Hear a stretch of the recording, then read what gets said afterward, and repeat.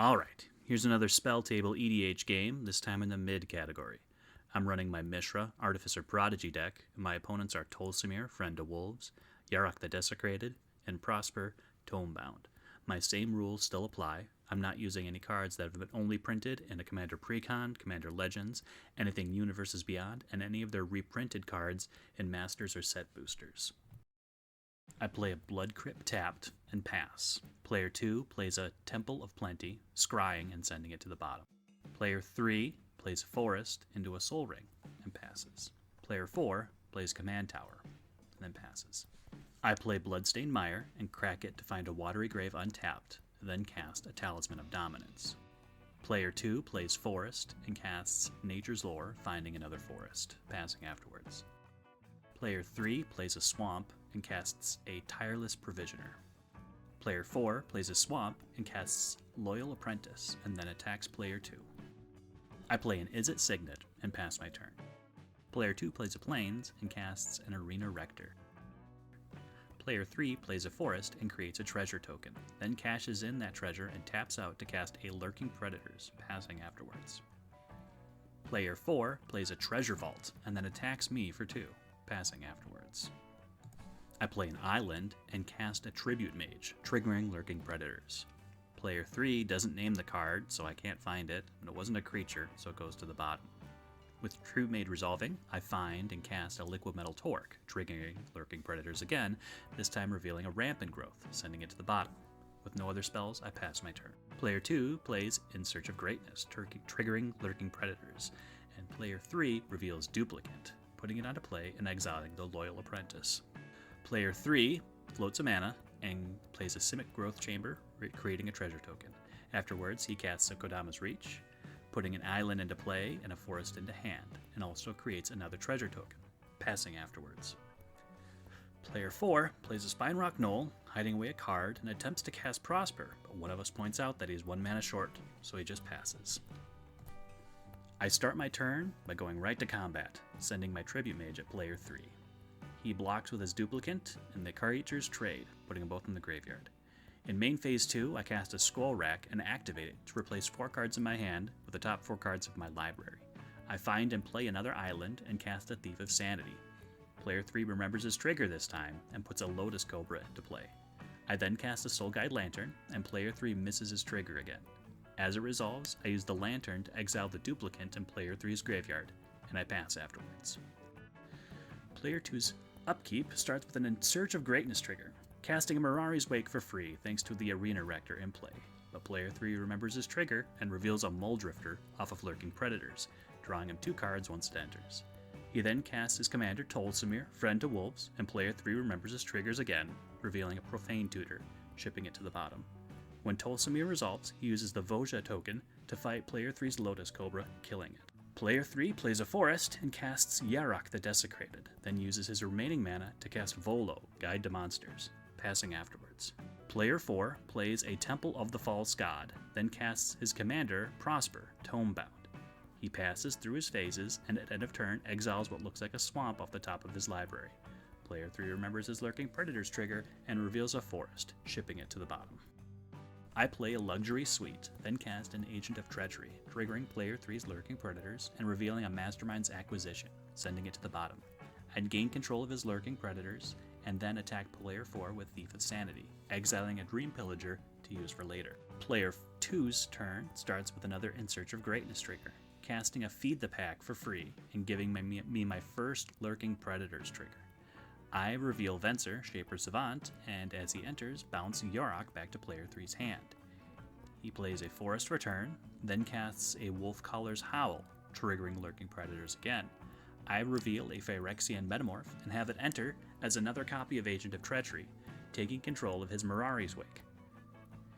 At end of turn, he sacrifices his Arena Rector to feed the pack, to exile the Rector and put an Arlen, Voice of the Pack, into play. He makes 2 wolves with 1/1 counters on them, and I make a big misplay by allowing them to go to the graveyard, as I was only thinking about the mana doubling of Mirari's Wake and not the +1/+1 bonus, which would also have at least 1 wolf in play and 1 agent in play. Player 3 plays a forest and makes a treasure token, then casts a Deadeye Navigator, triggering lurking predators. With the trigger on the stack, I activate Scroll Rack for 1, and then reveal an Archaeomender, putting it into play, and return Phyrexian Metamorph back to my hand. Deadeye resolves and soul bonds to the Muldrifter. He burns a treasure and some mana to flicker the Muldrifter, drawing 2 cards and re-soul bonding it to the Navigator. He finishes his turn with a Moss Diamond, triggering the predators again, and I whiff by revealing a Coalition Relic, putting it to the bottom. Player 4 plays a Swamp from Exile, makes a treasure token, then casts an Outpost Siege, naming Khans. Lurking Predators triggers, and I reveal a Havengul Lich, putting it into play. At end of turn, Player 4 exiles Dauthi Voidwalker and passes. I play Seat of the Synod as my land for turn, and then use the Havengul Lich to recast my Agent of Treachery from my graveyard. When it enters, I take control of the Wolfcaller's Howl, so I don't immediately lose my creatures from the wolf fights. I go to combat and attack Player 3 with Thief of Sanity, but he blocks with his soul-bonded Muldrifter, and they trade. Second main has me casting Phyrexian Metamorph, having it enter as a copy of Deadeye Navigator, and soul bond it with my Venser Shaper Savant. Moving to end step, I control 3 permanents my opponents own, so I draw 3 cards and pass. Player 2 starts his turn with an In Search of Greatness trigger and opts to scry 1. He ticks Arlen down to make a wolf with a 1/1 counter, and has it fight my Agent of Treachery, which again shouldn't be dying, but I'm not paying attention to the Anthem part of Mirari's Wake. Player 3 realizes he should have a copy of Deadeye thanks to Volo, and we give him the okay to make a token soul bonded to the Tireless Provisioner. Player 2 swings out at me with 4 3/3s, and I block all but Tolsimir with my creatures. After blocks, Player 2 forces my hand by casting Predator's Howl to make 3 wolves that would possibly mess up my blocks. I use my Deadeye Navigator to flicker Venser, do it twice, and return the Howl and Volo back to their hands. After that, I take my commander damage and remember my Lurking Predators trigger, putting Padim, Console of Innovation, into play. Player 3 plays a Rogue's Passage, creating a treasure token. He then casts a Sepulchral Primordial, just to reanimate my Agent of Treachery, and spends the mana to break the soul bond of the Provisioner so the Deadeye soul bonds with the Agent.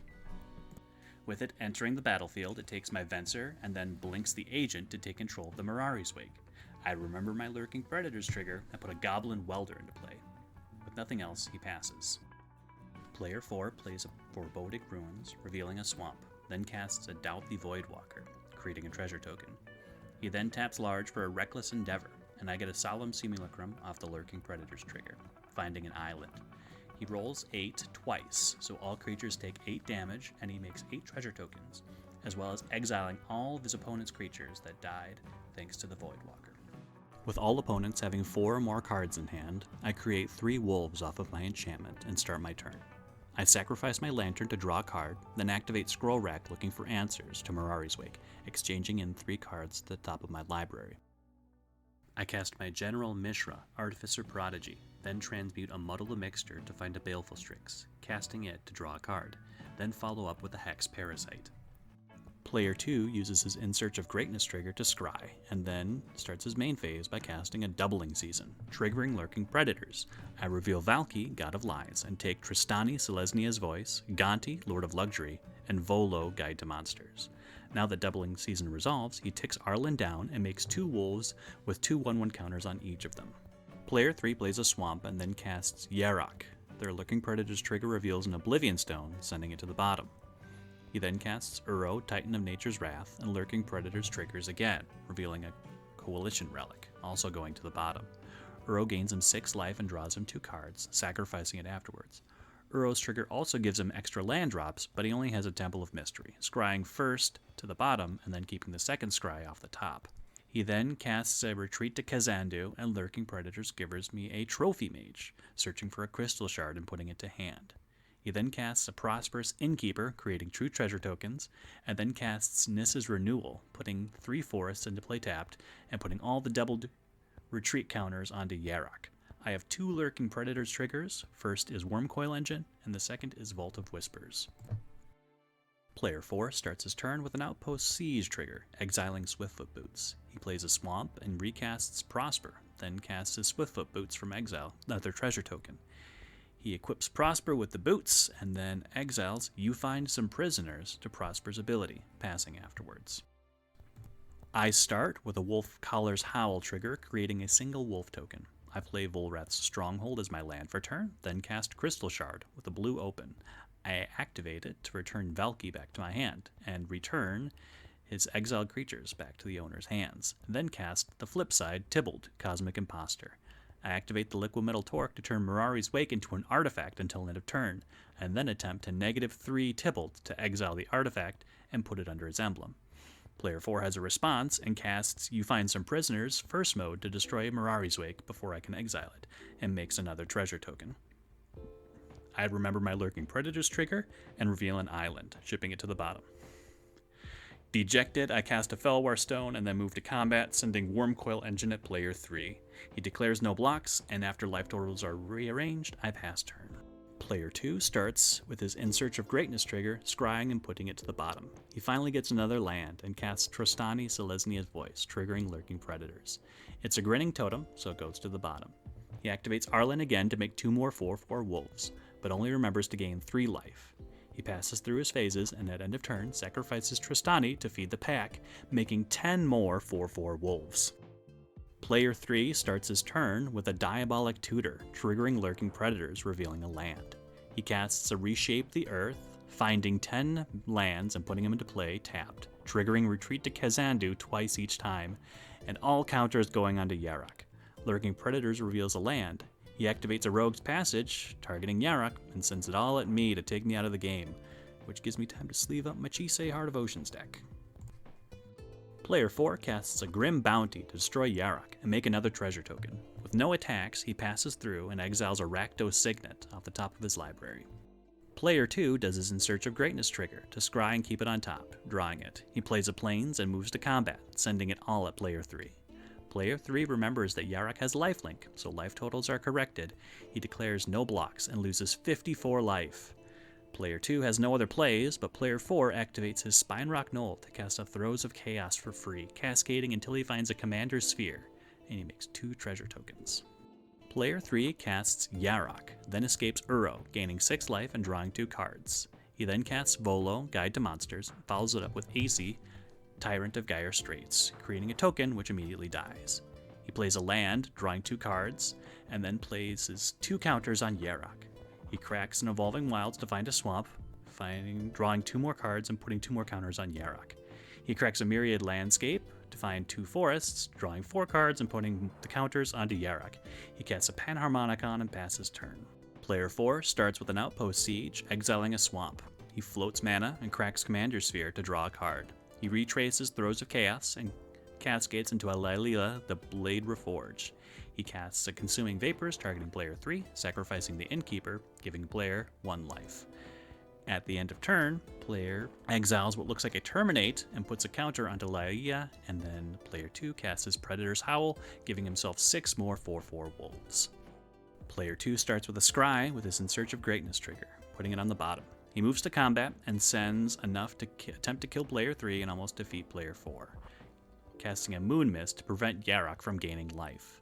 Player 3 dies, and to save a bit of damage, player 4 casts a Terminate to destroy a wolf token, and then casts a Hellish Rebuke to try and destroy the rest of the wolves that are attacking him.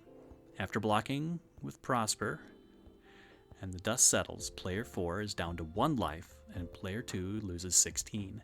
Player 2 casts a Masswood Nexus and pass turn. Player 4 exiles something off the top of Outpost Siege and moves to combat, attacking Lylila and exiling the top of his library, and also putting a counter on her. Second main has him casting a Dark Dweller Oracle, immediately sacrificing her to try and find a way out, but it was just a Soul Ring. He sees the writing on the wall and concedes, giving player 2 the win. Thanks for watching. Now get out.